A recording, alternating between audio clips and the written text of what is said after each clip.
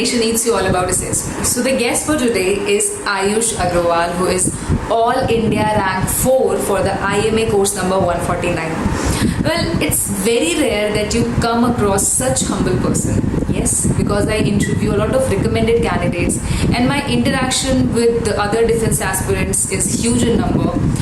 I am so honored and I feel so privileged to have a session with Ayush. This guy is a person to whom you can approach anytime. He's always ready to help. He's very down to earth, and the most important part is that this man has actually earned the recommendation after 9 attempts. Yes, it was his 10th attempt for which he waited patiently, and the result is in front of everyone. All India rank 4. So there is not even a single thing that he was not able to address, be it rejection, be it interview question, be it question about the GTO task or anything. For every question he was having ample amount of knowledge, and you all will be surprised to know that this interview was rescheduled thrice. Yes, because of technical glitch or for sometimes the setup was not right. But what I saw in this man was that he was always ready, prepared, whatever the circumstances would be. He arranged, rearranged, and at the last the interview happened.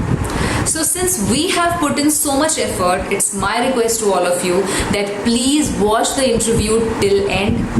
Do give your thumbs up so that it can reach more and more people, more and more aspirants who are waiting for such experience to be shared. And yes, do not forget to share it with as many defense aspirants as possible, because the advice from a person who has waited patiently for 10 long attempts is really going to be something which can give you the right direction for your defense dreams. So without wasting any time, let's watch the interview. Hello Ayush, and welcome to our channel, The Nation Needs You All About Assessment. Thank you, Sagarika, and it's really my pleasure to be here. So Ayush, first of all, congratulations for securing All India rank 4. Thank you very much for that, and I would say कि rank matter नहीं करता क्योंकि चाहे IR 1 हो या फिर being the last guy in the merit list, we will all train together. Wow, I mean, जो code of conduct है of brotherhood, you have even before the training has commenced. This is really very inspirational. But Ayush, बहुत कम लोग जानते होंगे that you have actually seen a lot of failures, rejection, struggle, improvement, and the journey has been itself a big lesson, right? Yeah. Okay.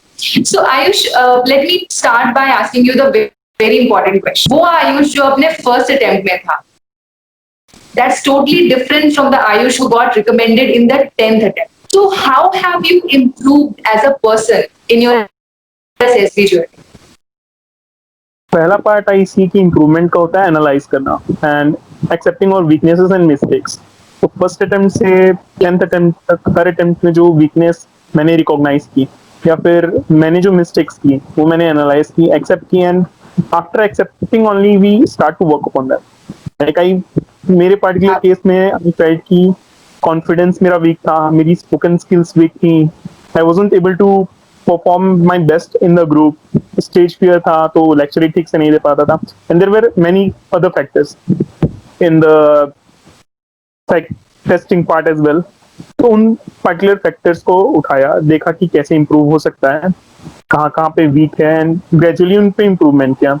And ठीक है, बहुत सारी weaknesses थी जिसके लिए मे भी हो सकता है कि 2 years का और 10 attempt लग गए मुझे improve करने में. But I can say that I have worked upon my weaknesses and I am totally a different person from my first attempt. Obviously, like 10 attempts, but in the 10th one you are Air Force, so that speaks volumes about how much efforts you have. But Ayush, जैसे मैं metro से नहीं हूँ, you are also not from a, और हमारे अंदर एक ऐसा परसेप्शन रहता है कि हमें कौन गाइड करेगा या हमें कौन बताएगा कि आगे का रास्ता. So you are coming from a background wherein you have seen village also, city also, town. तो कैसे तुम खुद को तैयार करते थे that you have to go for forces? और तैयारी का ये मतलब नहीं है कि हमने फिजिकली बहुत रनिंग कर ली या बहुत सारे पुशअप्स कर लिए. मेंटली खुद को तुम कैसे प्रिपेयर करते? सबसे first thing I would like to say कि मेरे को रिकमेंड होने के बाद बहुत सारी क्वेरीज आई रिगार्डिंग जिसकी भैया मैं गांव से बिलोंग करता हूँ तो गाइडेंस नहीं है यहाँ पे। तो फर्स्ट ऑफ ऑल यार, ये जो गांव वाला माइंडसेट है, विक्टिमाइजेशन, खुद को विक्टिम समझना, ये सबसे गलत चीज है। सबके हाथ में स्मार्टफोन है, सबके पास internet packs and all the resources available to each and everyone is same. जो फर्क पड़ता है बेसिकली वो पड़ता है एनवायरमेंट का। मेरे पास वो फैंसी लाइफस्टाइल नहीं देखने को मिलती गांव वालों को। और मैंने भी अपनी लाइफ में यहाँ अपने घर पे रहते हुए कभी एक सेंटेंस भी इंग्लिश में किसी को बात करते हुए नहीं सुना। तो उन चीजों का फर्क पड़ता है। ठीक है, अब हर चीज का अपना प्रोज एंड कॉन्स है। अगर एक गांव वाले को जितनी बेसिक लाइफस्टाइल के बारे में पता है, जो कहीं पे भी छोड़ दो, एक गांव वाले को तो अपनी जिंदगी गुजर बसर कर लेगा। That is different from a city guy. तो अपने अपने प्रोज एंड कॉन्स है। तो गांव पे रह के भी वी गाइड अवर सेल्व्स। ठीक है, हमको पर्सनल गाइडेंस नहीं मिल सकता, लेकिन स्मार्टफोन पे आजकल सारी चीजें अवेलेबल हैं। हम जितने चाहे मटेरियल्स एक्सेस कर सकते हैं and there are bundles of materials accessible for free. CDS की प्रिपरेशन, लाइक मैंने सीडीएस क्लियर करके यहाँ पे रिकमेंड होके इंटरव्यू दे रहा हूँ आज। तो सीडीएस के लिए मैंने स्टार्ट किया था अरियन पाथफाइंडर की बुक से। At that time I bought it for rupees around 550। I feel that ये ऐसी बेसिक चीज है जो कोई हर एक बंदा अफोर्ड कर सकता है। अपार्ट फ्रॉम दैट इंटरनेट पे बहुत सारे मटेरियल्स एक्सेसिबल हैं। तो गाइडेंस, खुद को गाइड करना है, प्रीवियस ईयर पेपर्स देख के हम एग्जाम पैटर्न समझ सकते हैं, types of question asked by the UPSC. तो ऐसा नहीं है कि एक शहर वाला बंदा हमसे बेटर प्रिपेयर कर सकता है।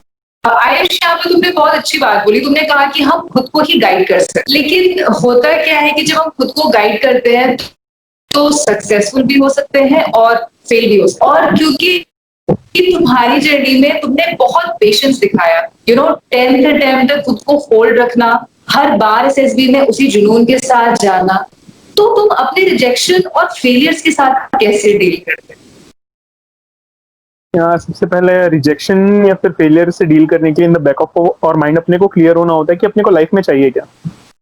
लाइक मेरा फैमिली का बिजनेस है and apart from this CDS I have cleared other examinations as well जो कि कैरियर ऑप्शन मेरे को प्रोवाइड करते हैं। But in the back of my mind मैं क्लियर था कि मेरे को एक एडवेंचरस लाइफस्टाइल चाहिए और एक ऐसी लाइफस्टाइल चाहिए जो आर्म्ड फोर्सेस के अलावा मुझे कोई भी ऑर्गेनाइजेशन ऑफर नहीं करती। तो बीट 5 अटेम्प्ट्स 10 अटेम्प्ट्स या फिर इसमें भी फेल होता तो हो सकता है कि 13th 14th अटेम्प्ट के बाद में ये इंटरव्यू दे रहा होता। बट आई वाज श्योर कि दिस डे विल अराइव। तो जैसे यहाँ पे मैं एक और क्वेश्चन पूछना चाहूंगी। जैसे तुमने कहा क्लैरिटी थी कि मुझे जाना तो मतलब डिफेंस फोर्स, लेकिन आयुष कई बार ऐसा होता है कि कैंडिडेट्स को इस बात की like where they want to go, तो क्या सजेस्ट करना चाहोगे कि ऐसे जो डिलेमास होते हैं, like should I go for forces और नॉट, उसके लिए क्या करना चाहिए?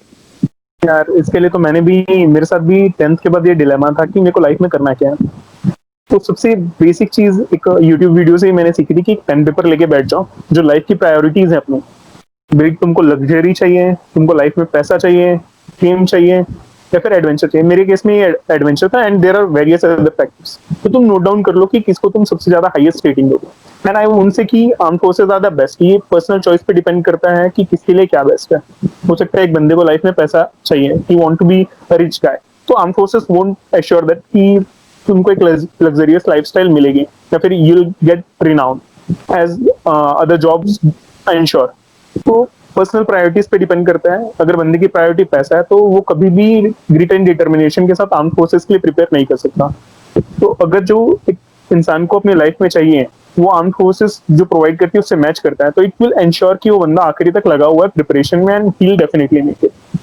Absolutely, absolutely. So it's like कि आपको पहले ये समझना है that what you want from life, और फिर आपको ये देखना है कि वो करियर पाथ आपको वो चीजें दे पा रहा है कि नहीं। Yeah. Like a lot of candidates they think that English is block, और जैसे कि तुमने खुद भी बताया that you also had your own challenges when it comes to English. तो तुमने क्या टेक्निक अडॉप्ट की अपने लैंग्वेज को पॉलिश करने की? Initial attempts में I wasn't able to complete one single sentence in English. तो सबसे पहले But it doesn't seems now. Yeah, actually I have improved upon that. That is the reason. And तो पहले attempt में ऐसा था कि मैं English, I was good in writing, but confidence नहीं था कि मैं बोल पाऊँ। तो जब तक प्रैक्टिस नहीं होगी बोलने की, ऐसा एटमॉस्फेयर कभी प्रोवाइड नहीं हुआ कि मैं किसी से इंग्लिश में बात करूं।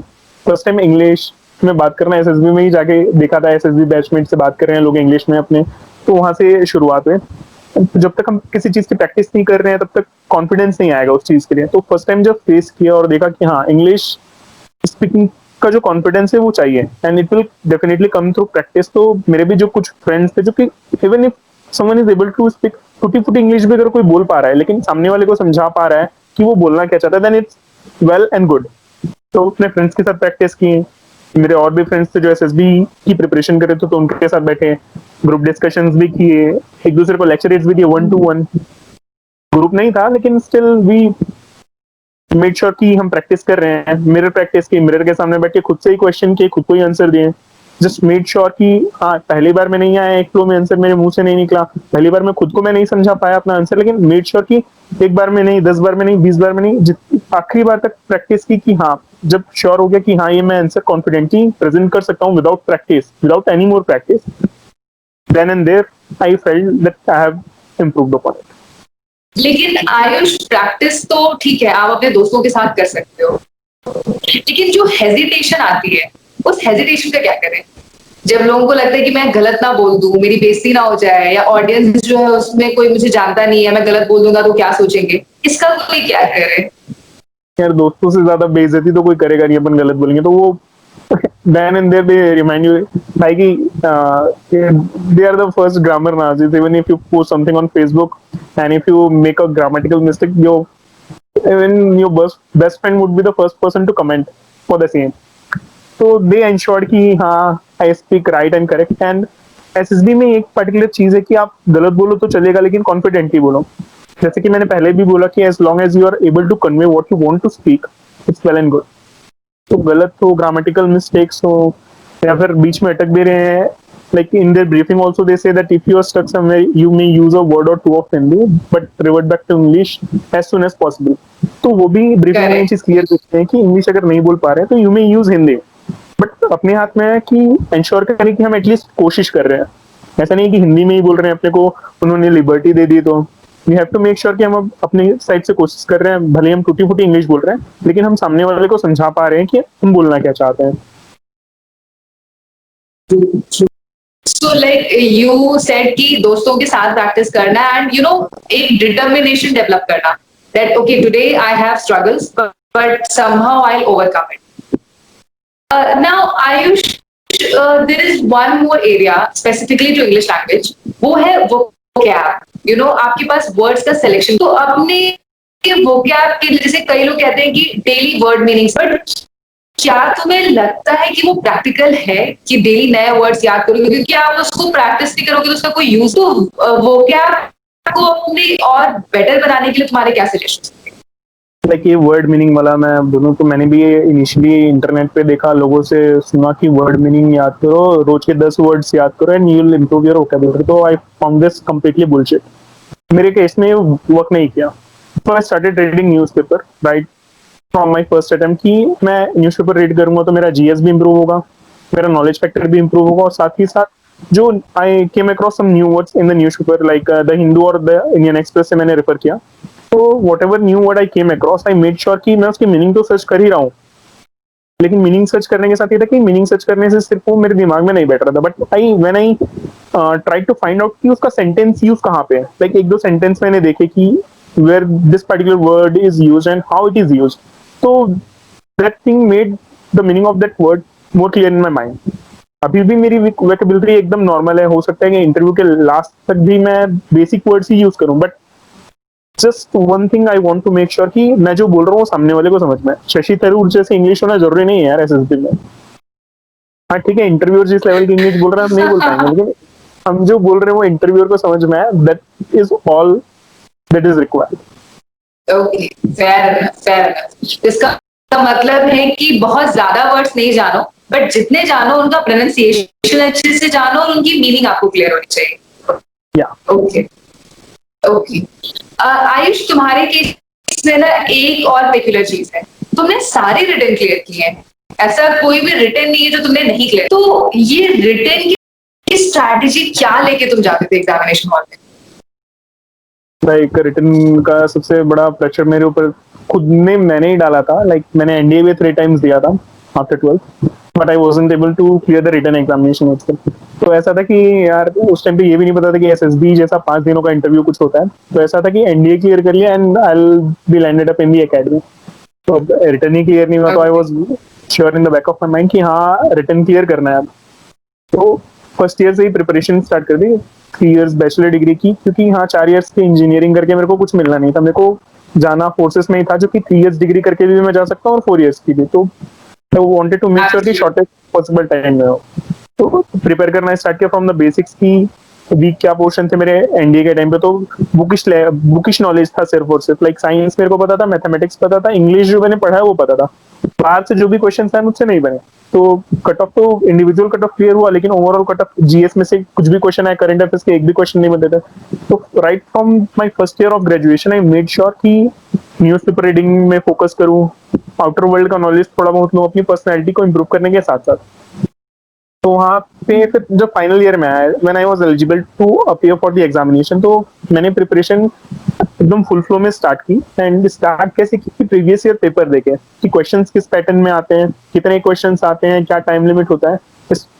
और देखने का मतलब ये प्रीवियस ईयर पेपर देख लो बोलते हैं, देख लो go through the previous year paper. तो ये गो थ्रू क्या होता है यार, लेके बैठो 2 घंटे का टाइम लिमिट लो और सॉल्व करो। Even if you are not prepare, solve करो।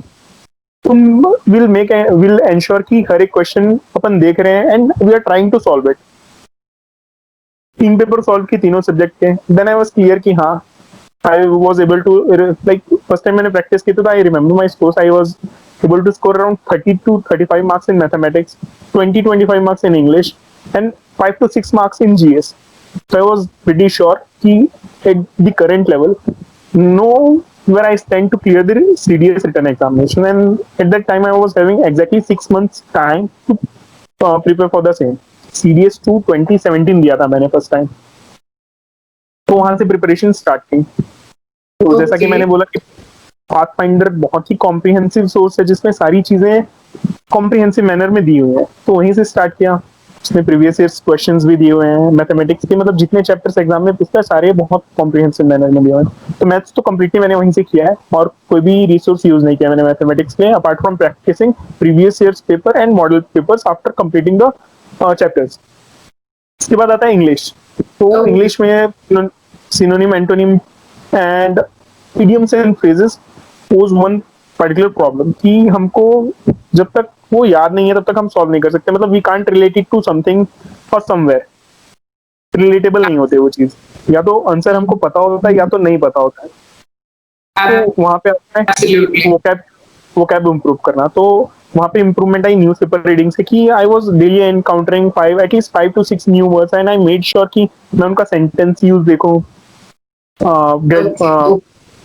Eventually idioms and phrases भी, मतलब idioms and phrases are easier than synonyms and antonyms, तो वो फैक्टर भी बनने लगा। कॉम्प्रिहेंशन का पोर्शन जो होता है वो भी रीडिंग के साथ इंप्रूव होता है। लाइक वी नो कि हम अगर एक पैराग्राफ न्यूज़पेपर में भी एक पैराग्राफ रीड कर रहे हैं तो हमको पता है कि उस पैराग्राफ का जिस्ट क्या है, what that particular paragraph wants to say, and this type of questions are asked in the examination.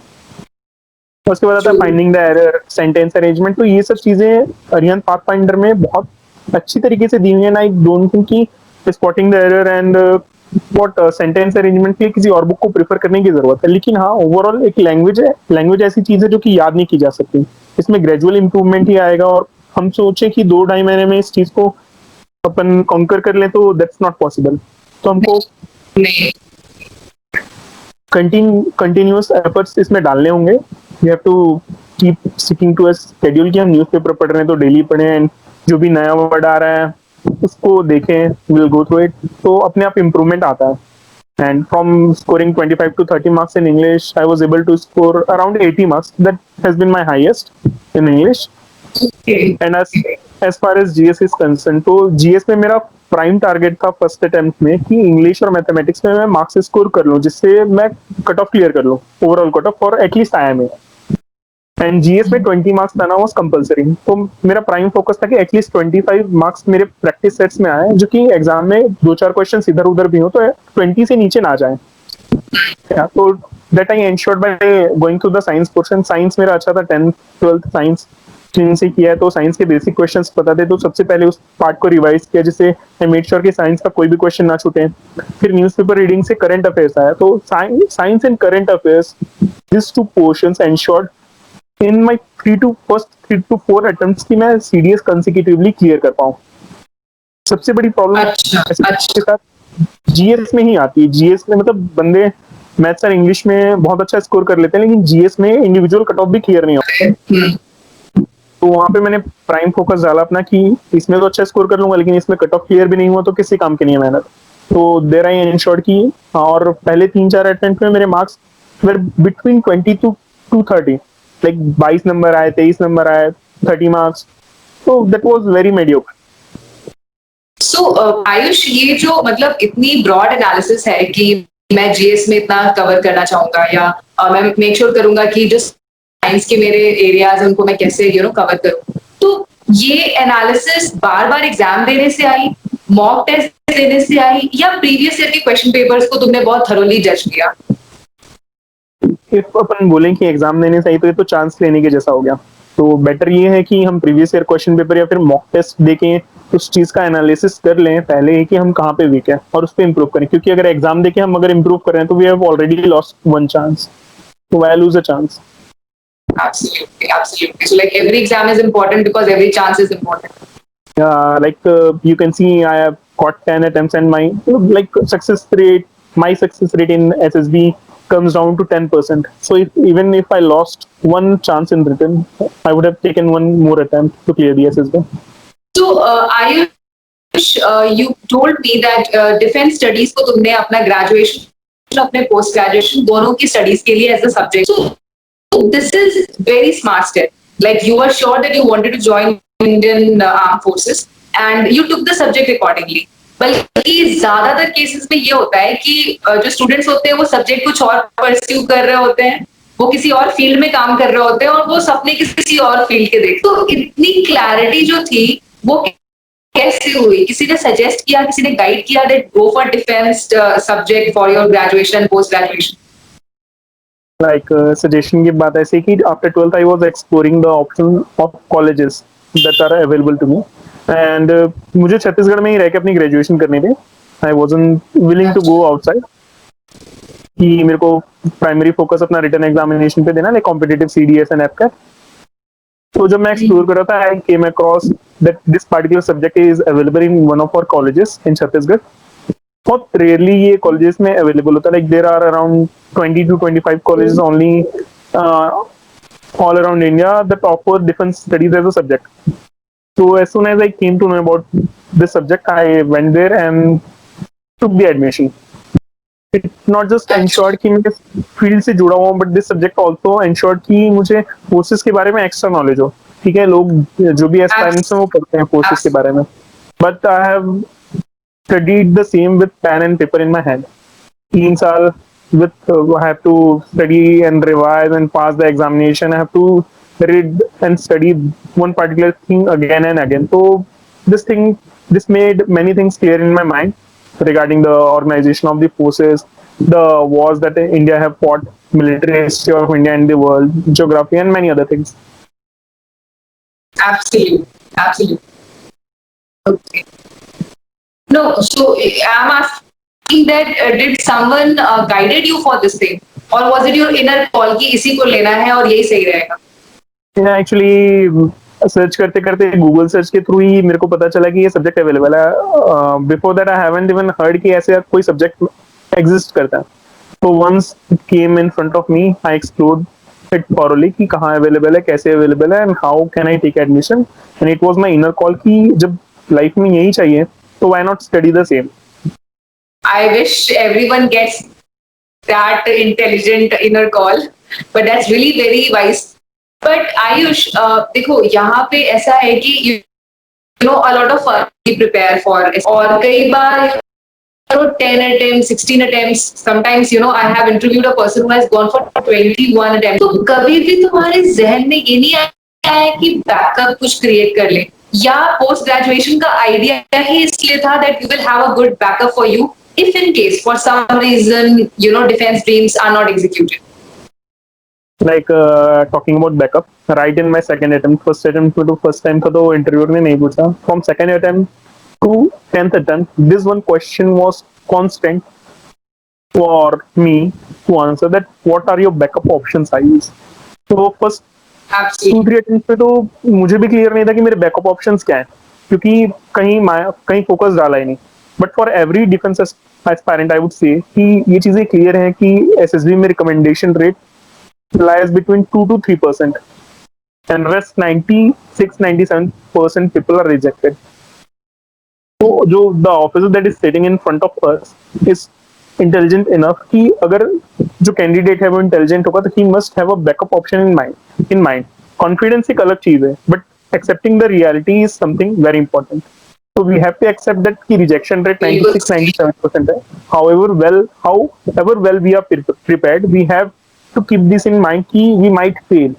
And if we fail in one particular thing, what other things we have in hand which we can do in life if we fail at this particular thing. अगर SSB नहीं हुआ तो क्या हुआ, ये पूछेगा interviewer if we are a repeater. तो backup options की बात अगर पोस्ट ग्रेजुएशन की आती है तो पोस्ट ग्रेजुएशन डिफेंस स्टडीज में मेरे को करना ही था, because I was having free time. Return की प्रिपरेशन में उतना टाइम नहीं रिक्वायर्ड था, फर्स्ट अटेम्प्ट में तो लगा था, लेकिन उसके बाद ऐसा था कि सिर्फ पॉलिश करना पड़ रहा था नॉलेज का, and I was able to go through make through it. तो टाइम अवेलेबल था तो I wanted to utilise it. तो डिफेंस में मास्टर्स कोर्स के लिए अप्लाई कर दिया, and I got admission for the same, and it help me in written preparation, knowledge building as facts as well. उसके बाद सेमिनार्स होते हैं, लेक्चर्स होते हैं, तो वहां पे भी अपने आप को पोर्ट्रे करने का ऑप्शन मिलता है, तो वहां से भी कॉन्फिडेंस आया. तो all in all it has improved me, और टाइम भी यूटिलाइज हुआ. And when the interviewer asked what are you currently doing, then at that point also I was having an answer कि sir I am enrolled for a masters program in defence studies, and that give him another opportunity to ask further questions regarding the subject. तो इससे तो काफी weightage मिलता होगा तुम्हारी बात को, that since you are aspiring for defence and you are studying. ऐसा होता था कि इंटरव्यूअर तुम्हें अप्रिशिएट भी करता हो कि तो बहुत अच्छा किया आपने, कि आपको जिस फील्ड में आना था आपने उसी को एज अ सब्जेक्ट लिया. Like interviewers have their own way of asking. Basically, I have faced this question: ki, why this subject? So how and why are two constant questions that are asked by interviewer. कब हुआ, क्यों किया, तो क्यों लिया ये subject. So I used to answer it every time like I wanted to pursue a career in defense studies or defense or armed forces. So this subject sounded most familiar to me कि life में जो pursue करना है उसी के बारे में पढ़ रहे होंगे तो इंटरेस्ट ज्यादा आएगा. Okay, so rather than appreciate, मतलब ऐसा क्वेश्चन भी पुट फॉरवर्ड कर देते other than appreciation. Yeah, they have their own ways of asking questions. Army people. So, Ayush, I have another question in my mind. Like, you talked about backup, you talked about your love for defense. But Ayush, in your family, you are from a business, right? So, जब तुमने अपने parents को बताया that this is the field that I want to pursue, so what was their reaction and how they, accepted it? Because Air 4, it means you have it. So how they accepted? Like first time जब बोला कि हाँ defence के लिए form डाला हुआ है return के लिए, तो दे टुक इट वेरी कैजुअली कि ठीक है एग्जाम तो सब देते हैं, दे लो, चाहिए फॉर देम. बट जब फर्स्ट टाइम इंटरव्यू के लिए जाना था मेरे को, I remember it was at Mysore, to AFSB Mysore. तो जब मैंने मॉम को बताया कि कॉल लेटर आ गया and I have to stay there for 5 days, then she was bit emotional कि अभी तक नहीं हुआ तब तक प्रॉब्लम नहीं थी, नहीं हुआ तो उनको कोई प्रॉब्लम नहीं थी. जब क्लियर हुआ मेरा return and I have to go for that particular interview for 5 days, तब मॉम का इमोशन सामने आया कि क्यों करना है ये तेरे को, जरूरत क्या है, बिजनेस है एंड अदर ऑप्शंस हैं तेरे पास, कैरियर ऑप्शंस हैं, तो तेरे को यही क्यों परस्यू करना है. तो मैंने फिर समझाया ऐसा कि ठीक है ये चीज बिजनेस तो मेरी जनरेशन करती आई है, आई हैव एन एल्डर ब्रदर जो कि बिजनेस ही हैंडल कर रहा है, तो बिजनेस में सारे हैं, मेरे इंटरेस्ट फील्ड दूसरे. मैंने बैठा के मॉम को समझाया कि ऐसा ऐसा है कि एटलीस्ट इंटरव्यू के लिए तो जाने दो मेरे को. तो अब इंटरव्यू के लिए भी फिर ऐसा सीक्वेंस चलता रहा कि जाते रहे और आते रहे वापस विद नथिंग इन हैंड. तो जब फाइनली अब जब एकेडमी जाने का टाइम आ रहा है, तब आई सी कि actual problem is not when you disclose that you are opting for armed forces. The real problem starts when you get selected. तो पेरेंट्स को कन्विंस करना, लाइक मेरे घर में ना डैड के साथ प्रॉब्लम है इस चीज को लेके. मॉम थोड़ी ज्यादा इमोशनल है कि हमको इस फील्ड में क्यों जाना है, why do we want violence in our life.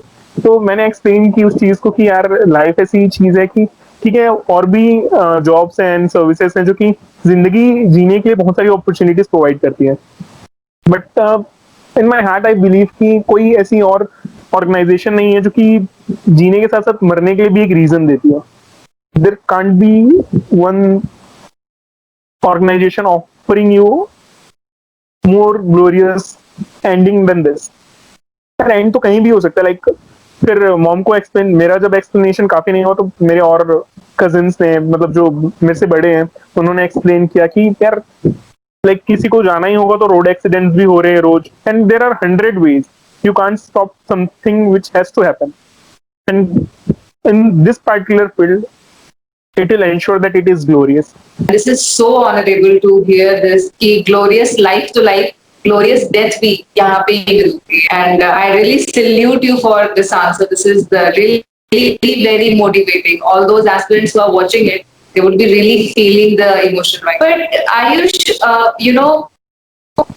Career अपनी जगह है, your passion is at the place, everything. लेकिन जो सबसे इम्पोर्टेंट चीज है समझने की वो ये है that what do you think SSB actually seeks in an aspirant? What is that which is, surged in people?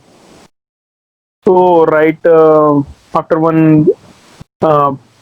starts preparing for the defense services, पहले तो बंदा SSB क्रैक को फॉलो करता है, उसके बाद देखता है कि what exactly one has to prepare. तो SSB क्रैक पे ही मिल जाएंगे OLQs. इंटरनेट पे हर वेबसाइट पे जो भी डिफेंस के बारे में नॉलेज प्रोवाइड करते हैं हर जगह OLQs, those 15 OLQs. तो 50% डिफेंस एस्पायरेंट्स को तो ऐसे भी होंगे जिनको याद होंगे 15 OLQs in an arranged manner. मुझे याद नहीं है, फिर भी कुछ जो कि मुझे पता, like intellectual ability, reasoning ability, social adaptability, ये सारी चीजें. लाइक अब रीजनिंग एबिलिटी को ही लेते हैं तो reasoning ability not just OIR, ये रीजनिंग के क्वेश्चंस नहीं है कि मिरर इमेज अपने को फाइंड आउट करनी है, मिसिंग वर्ड फाइंड आउट करना है. Reasoning ability is this 5 questions, why, what, how, where, when. तो इनको भी अगर शॉर्ट कर दिया जाए तो interview, for the interview part I am talking this 2 questions, why and how. This are the 2 most important questions कि जिंदगी में हमने जो भी किया है आज तक, जो भी डिसीजंस लिए हैं वो क्यों लिए और किस वजह से लिए. तो आफ्टर एनालाइजिंग, लाइक मैंने इतने इंटरव्यू दिए जिसमें हर बार कोई ना कोई क्वेश्चन ऐसा आता था where I got stuck. Like इसी बार की कॉन्फ्रेंस का एक क्वेश्चन आया कि मेरे से जो पहले कभी किसी ने नहीं पूछा था, ना किसी इंटरव्यूअर ने, ना कभी कॉन्फ्रेंस में पूछा था मेरे से ये क्वेश्चन कि 10th के बाद साइंस स्ट्रीम क्यों चूज किया. तो आई asked them for some time, like please allow me few seconds to think, and they were good with it.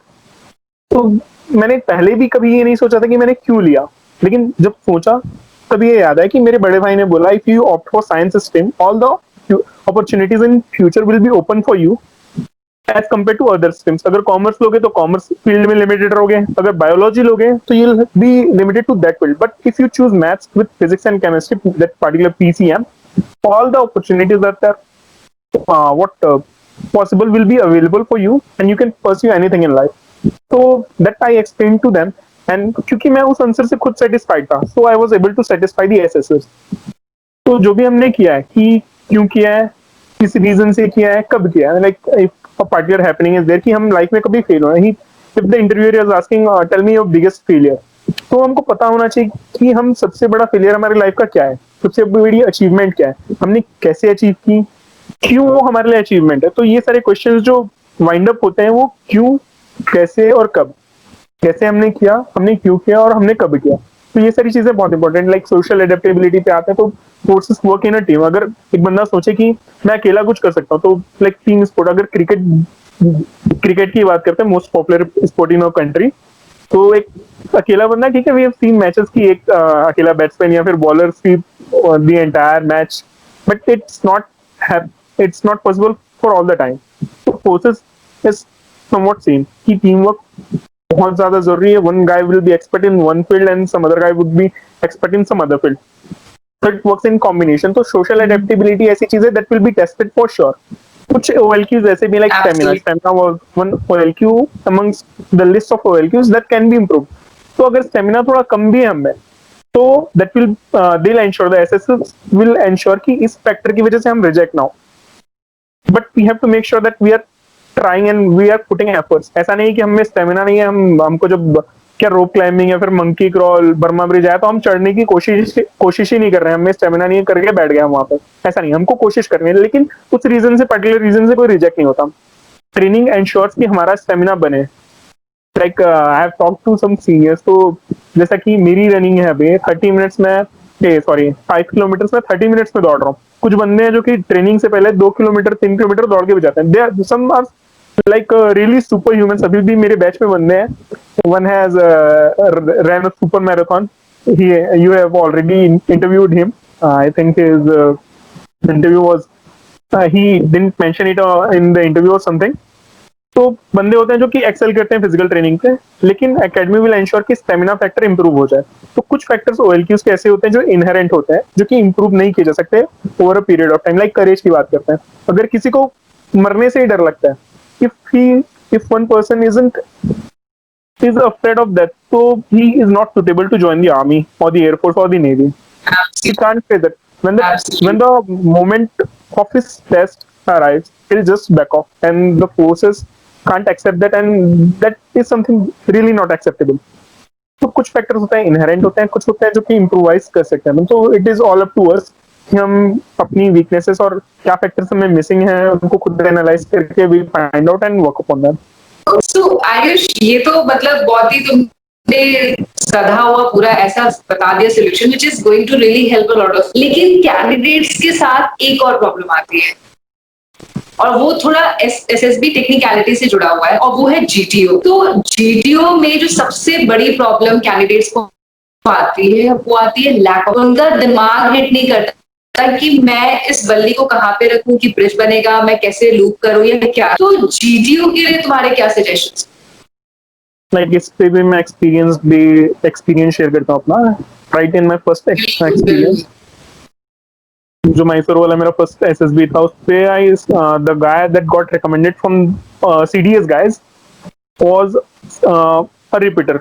उसका वो 6th अटेम्प्ट था, तो हमारे ही ग्रुप में था वो बंदा, and I saw him that वो आगे मतलब ही wasn't one of the executioners, वो आइडियाज एग्जीक्यूट नहीं कर रहा था, but he was more into helping people.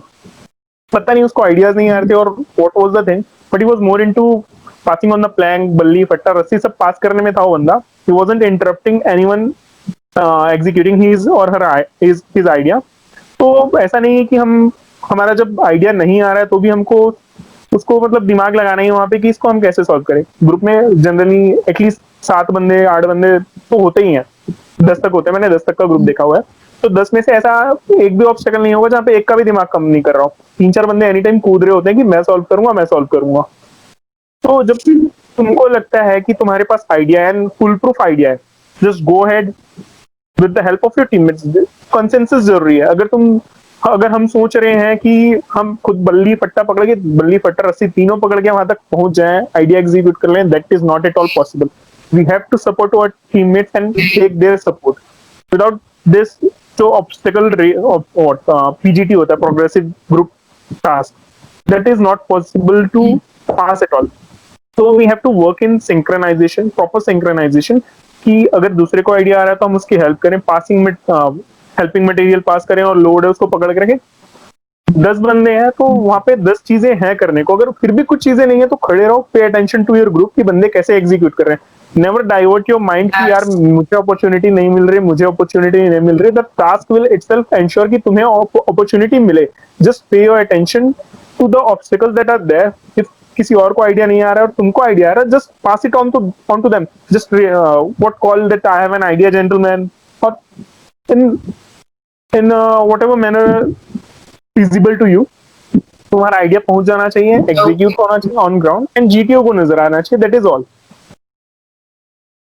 Okay okay, so ये तो एक बात हो गई जीटीओ की, जहाँ पे कि ग्रुप के साथ हमें काम कर। लेकिन एक और जो सेगमेंट है जो कि बहुत ज्यादा डराता है बच्चों को, और स्पेशली वो जो कि थोड़ा पब्लिक स्पीकिंग से थोड़ा दूर। लेकिन मैं लेक्चरेट की बात कर रही हूँ। लेकिन लेक्चरेट में इट्स वन, वो आपका खुद का एफर्ट है, उसमें किसी किसी भी ग्रुप मेंबर का कोई इन्फ्लुएंस नहीं है और ग्रुप से वो इफेक्ट नहीं होता। लेकिन जो पब्लिक स्पीकिंग से जिनको डर लगे वो कैसे उस फियर को ओवरकम करें, and still you also have history and you have overcome it. तो तुम्हारे सजेशंस क्या होंगे इसके? Okay, so this is one big factor. Like 4 से 5 टॉपिक्स मिलते हैं, कभी 4 भी देखे मैंने, 5 भी टॉपिक्स देखे हुए हैं जो हमको ऑप्शन मिलता है। तो मेरी सिली मिस्टेक फर्स्ट अटेम्प्ट में ये थी कि I choose a high level topic. मेरे को याद है ब्रिक्स था मेरा टॉपिक जो मैंने चूज किया था फर्स्ट अटेम्प्ट में अपने। Brazil, Russia, India, China, south Africa. तो बी में ब्राजील की जगह मैंने ब्रिटेन से स्टार्ट किया था, दैट टू आई रिमेम्बर। तो आई थॉट कि हाई लेवल टॉपिक लेंगे, extra marks would be given. तो ये सबसे सिली मिस्टेक है। जस्ट चूज वन टॉपिक जिस पे तुम कॉन्फिडेंट हो कि 3 मिनट नहीं तो यार कम से कम एटलीस्ट 2.5 मिनट बोल पाओ। फर्स्ट टाइम जब ऑफिस से बेल बजाते हैं तब तक बोल पाओ। और सेकंड फैक्टर आता है कि मैंने सिली टॉपिक चूज किया, मेरे पास चीजें बोलने को नहीं थी। I backed off in around 1 minute, क्योंकि मेरे पास बोलने को ही नहीं था। तो खड़े होने से ज्यादा कंफर्टेबल था कि मैं थैंक यू बोल के वापस आके अपनी सीट पे बैठ जाऊं। पहला फैक्टर आता है choosing the topic. You have to be smart there and choose a topic in which you are comfortable. और सेकंड फैक्टर आता है फिर स्पीकिंग में कॉन्फिडेंस का। ठीक है, थोड़ा बहुत अटकना इज ओके, बट वहां पे प्रॉब्लम होती है कि बंदे ज्यादा अटकते हैं, आई कांटेक्ट नहीं मेंटेन कर पाते, या फिर आई कांटेक्ट होता है तो नर्वस होकर चुप हो जाते हैं and they lose the track. तो उसके लिए सबसे बेस्ट फॉर्मूला जो आई फेल्ट कि मैंने इंप्रूव किया हुआ है, mirror practice. Just take up any topic, be it my best friend और द काउ का ऐसे तो सबने लिखा होता है यार। Take up the topic the cow and try to speak in front of the mirror for 3 minutes and you'll see that you develop that confidence कि तुम बोल पा रहे हो। Just don't refer to anything. Take up any topic from your mind, like my home, colors, the rainbow, my best friend, my best hobby, my favorite book, anything, and speak in front of mirror for straight 3 minutes. And that will ensure कि confidence gradually build हो। And इसका ऐसा नहीं है कि SSB से just 15 दिन पहले, 20 दिन पहले स्टार्ट किया। वी हैव टू एंश्योर कि हम कंटिन्यूअस प्रैक्टिस में रहें, तभी जाके ये चीज इंप्रूव होगी। क्योंकि public speaking is something I was very weak at. मैं भी नर्वस होता था and I used to lose track.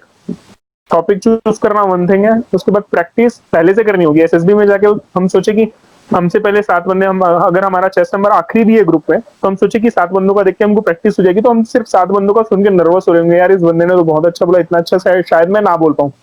हमको उनका सुनना है, लेकिन अपनी प्रैक्टिस जो भी होनी है वो एसएसबी से पहले होनी है। वहां पे जाके कुछ नहीं होना है। We have to get prepared beforehand.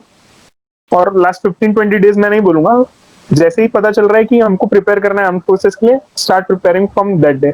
और अगर ठीक है, मैं हो सकता है कि मैं ज्यादा ज्ञान दे रहा हूँ, तो मैं भी ये बोलूंगा कि मैंने ये चीजें अपनी लाइफ में अप्लाई नहीं की, इसीलिए मुझे 10 अटेम्प्ट लग गए। अगर शायद ये अप्लाई किया होता पहले जब प्रिपेयर करना स्टार्ट किया, तो 3-4 अटेम्प्ट में ही क्लियर हो गया होता। Not if not in first attempt, 3-4 attempt में क्लियर हो गया होता। तो मैंने भी डिले किया है। तो I would like to say कि ये चीजें डिले करने की नहीं है। जो भी वीकनेसेस पे राइट नाउ फोकस करना स्टार्ट करो। आयुष, एक यहाँ पे मैं छोटा सा सवाल और आ रहा है। जैसे जो फर्स्ट बेल बजती है at the end of 2 minutes and 30 seconds, वो इंडिकेशन है that you have 30 seconds left. But मैंने कई बार ऐसा देखा है कि कैंडिडेट्स अपने 3 मिनट खत्म होने के बाद भी बोलते चले जाते हैं। क्या ये नेगेटिवली इम्पैक्ट करता है? नेगेटिवली इम्पैक्ट की बात ऐसे है कि हम क्या बोल रहे हैं, अगर सेंसिबल पॉइंट लाइक 30 सेकंड्स में हम वाइंड अप नहीं कर पा रहे हैं, 1-2 इंपॉर्टेंट सेंटेंसेस बचे हुए हैं after that second bell as well, तो 1-2 सेंटेंसेस बोलना is not a bad thing, I find out. लेकिन अगर उसके बाद भी we are beating around the bush और बकवास कर रहे हैं कि हम नहीं बोल पाए, कुछ पॉइंट्स हमको बाद में याद आ रहे हैं, तो बोल रहे हैं that is wrong.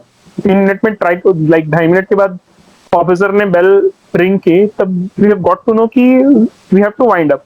But still एक आध सेंटेंस कुछ बचा हुआ है, very important, then only speak, otherwise say thank you and move forward to your place.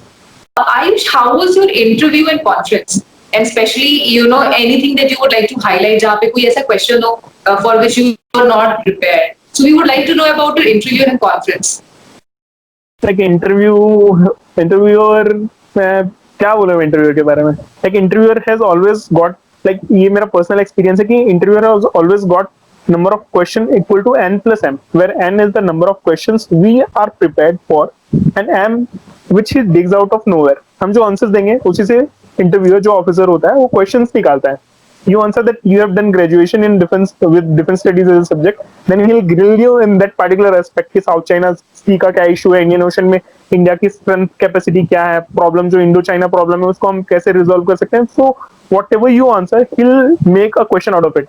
अगर उसका है तो he'll make a question out of it. तो basically मेरे साथ interview my last interview was full of highs and lows, जहाँ पे मैं क्वेश्चंस के आंसर एकदम कॉन्फिडेंटली भी दे रहा था, एकदम क्लियर थे मेरे माइंड में आंसर्स. और कुछ क्वेश्चंस ऐसे भी थे, I had to at least for 10 times I said sorry sir I don't know, sorry sir I might be wrong.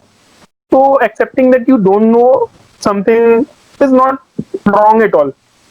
क्योंकि हम इंटरव्यू ना ही अपना टाइम वेस्ट कर रहे हैं, ना ही इंटरव्यूअर का टाइम वेस्ट कर रहे हैं by beating around the bush. हमको नहीं पता है. Like I like to give an example कि उसने क्वेश्चन किया था मेरे से रामनाथ कोविंद जो हमारे प्रेसिडेंट हैं उनका बर्थ प्लेस. तो मेरे को ये तो पता था शायद, अभी भी मैं श्योर नहीं हूँ. मैंने बोला यूपी. मैंने चेक भी नहीं किया था उसको कि इंटरव्यू कॉन्फ्रेंस में जनरली ऐसा होता है कि इंटरव्यू में जो क्वेश्चन गलत बोले होते हैं या फिर हम नहीं आंसर दे पाते हैं कॉन्फ्रेंस में बोलते हैं. ये क्वेश्चन था जो कि मैं भूल चुका था. तो मैंने बोला यूपी. उसके बाद उन्होंने पूछा यूपी में कहाँ. तो मैंने बिल्कुल टाइम नहीं लिया क्योंकि मेरे को पता था ना मैंने जिंदगी में कभी पढ़ा है ये चीज ना किसी से सुना है, तो मैं आंसर नहीं दे सकता. I directly said sorry sir I don't know and he moved on to other question. तो मैंने इस चीज से क्या किया, आई सेव्ड माय टाइम. मैं एक क्वेश्चन मेरे से आई इंश्योर कि इंटरव्यूअर एक क्वेश्चन ज्यादा पूछे मुझसे जो कि विच विल इंश्योर कि he knows more about me, I get more opportunity. और उनका भी टाइम मैंने सेव किया. तो जो क्वेश्चन हमको नहीं पता है directly say sorry sir I don't know, just back for an apology and it's not at all wrong. तो उसके बाद क्वेश्चंस हमेशा आते हैं जो कि एकदम नर्वस कर देते हैं या फिर टफ होते हैं. लाइक इस पर्टिकुलर इंटरव्यू में this was my first for army. इससे पहले वाले सारे इंटरव्यूज मेरे एयरफोर्स के थे. तो when in the middle of one of my answers he asked me straight forward, so Ayush your first preference is for the Indian air force. तो मैंने घर से तो प्रिपेयर करके गया था कि मैं घुमा फिरा के आंसर दूंगा, ऐसा आंसर दूंगा. नहीं सर मैंने इसलिए ये फर्स्ट प्रेफरेंस डाला, हर बार ऐसे डाला ऐसा डाला. लेकिन नहीं, वहां पे एक ही आंसर मैंने दिया क्योंकि कितने आंसर देने के बाद रियलाइज हो गया था कि नहीं यार घुमा फिरा के आंसर देना इज नॉट एन ऑप्शन. तो I just said yes sir AFA is my first preference. तो उसके बाद क्या हुआ कि diverted the whole interview from army. उसके बाद आर्मी का एक भी क्वेश्चन नहीं पूछा, कौन सी रेजिमेंट ज्वाइन करनी, क्यों आर्मी ज्वाइन करना है, कुछ नहीं. He asked every single thing and I was feeling like I am again at some AFS day.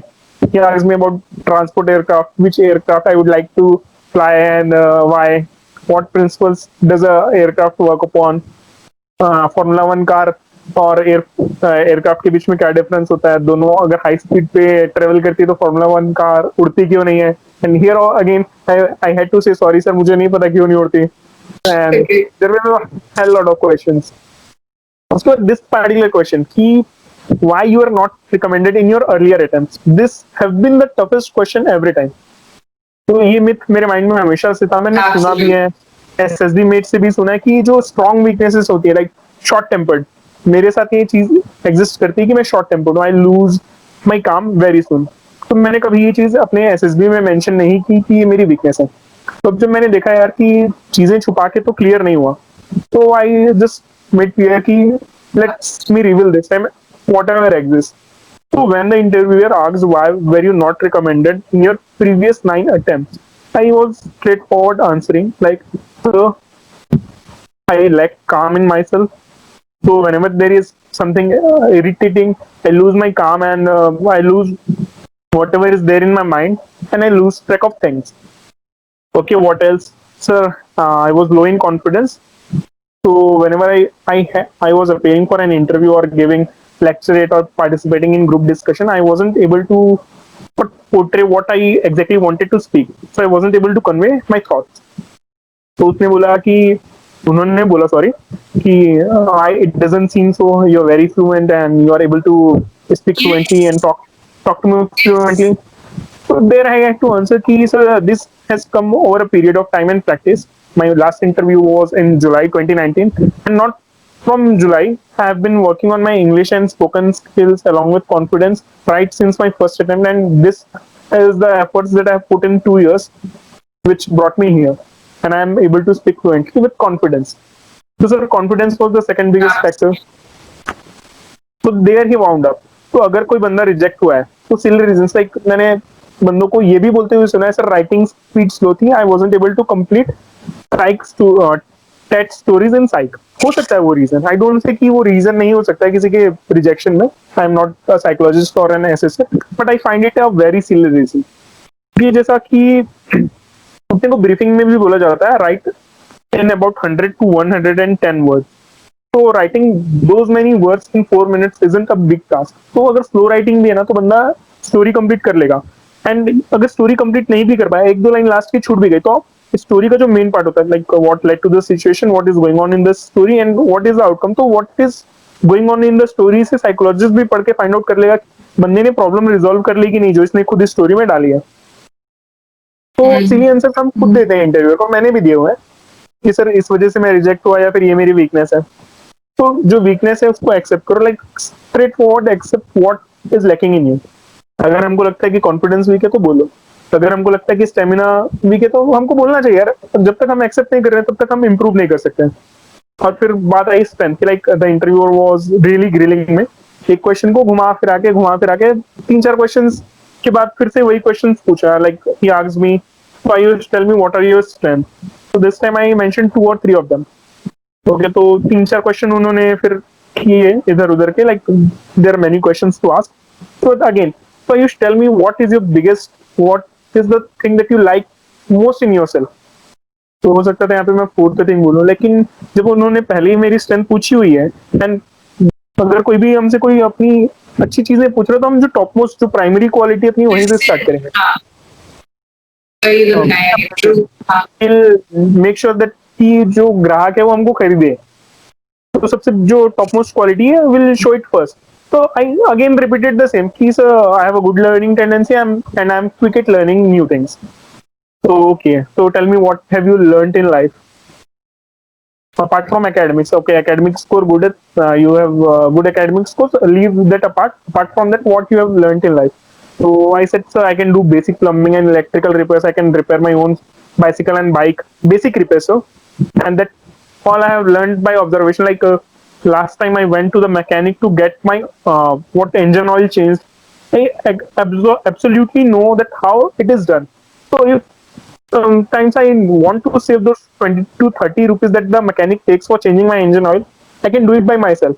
And plumbing repairs, if a tap is leaking, I know how to fix it. If a switch is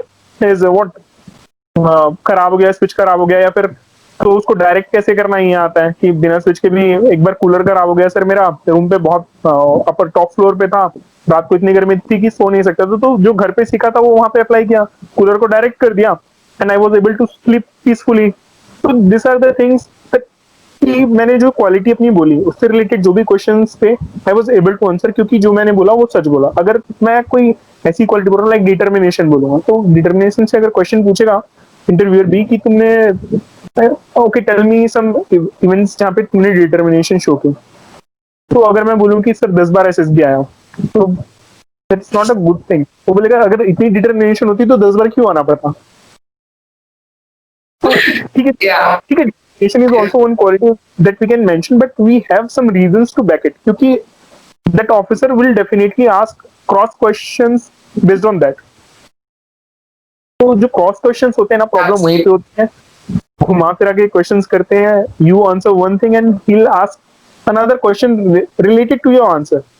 तो अगर हमने सच बोला है, अपनी life से related बोला है, तो स्मूथ फ्लो पे जाएगा। अगर कहीं पे भी झूठ बोला तो इंटरव्यू इज इंटरव्यू।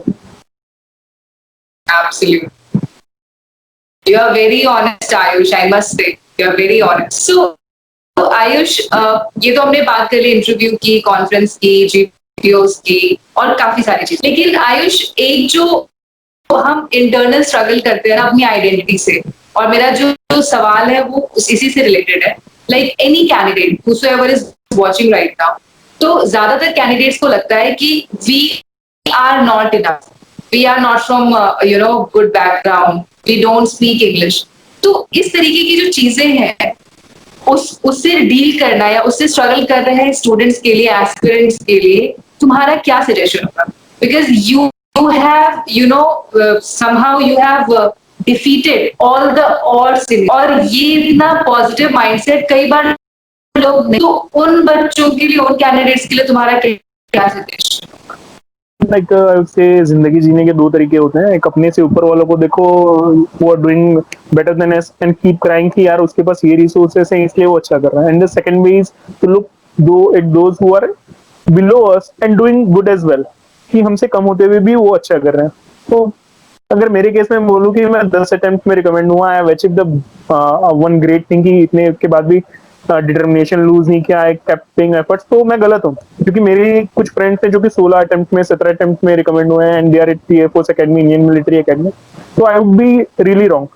हमारे अगर ऊपर कुछ बंदे हैं जिनके पास रिसोर्सेज ज्यादा हैं, उनकी स्पोकन इंग्लिश अच्छी है, तो हमसे नीचे भी कुछ बंदे हैं who are achieving same heights as we dream of.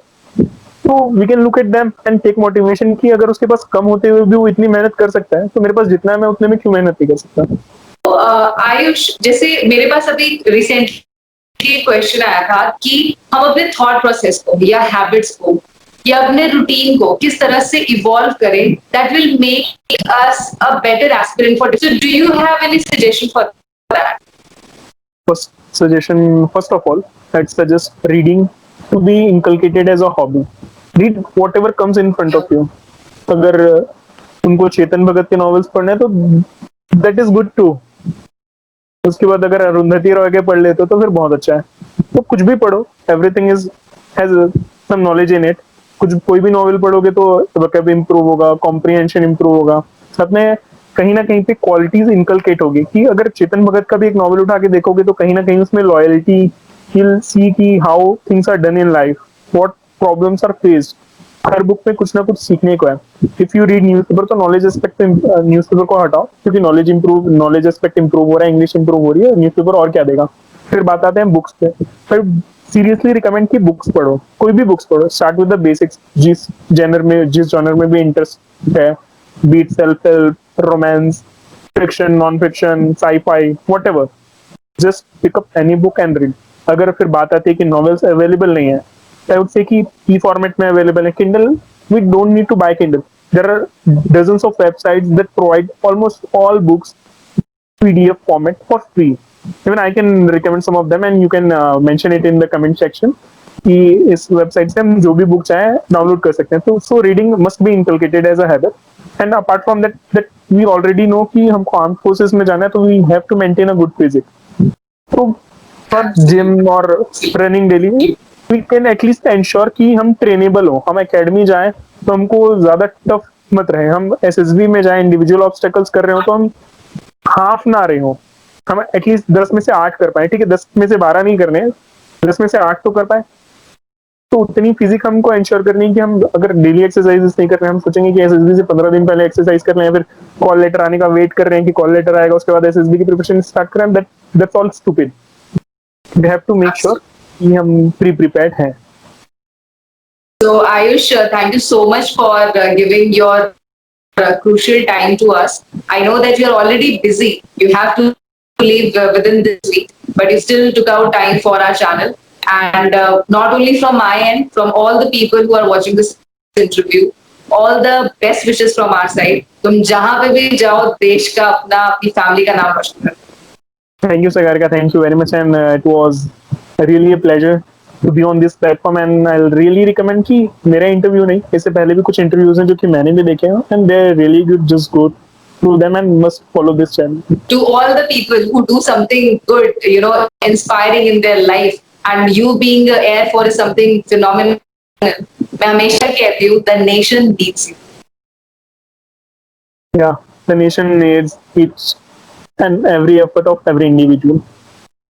Absolutely. So all the best. Jai Hind. Bye bye. Thank you. Jai Hind.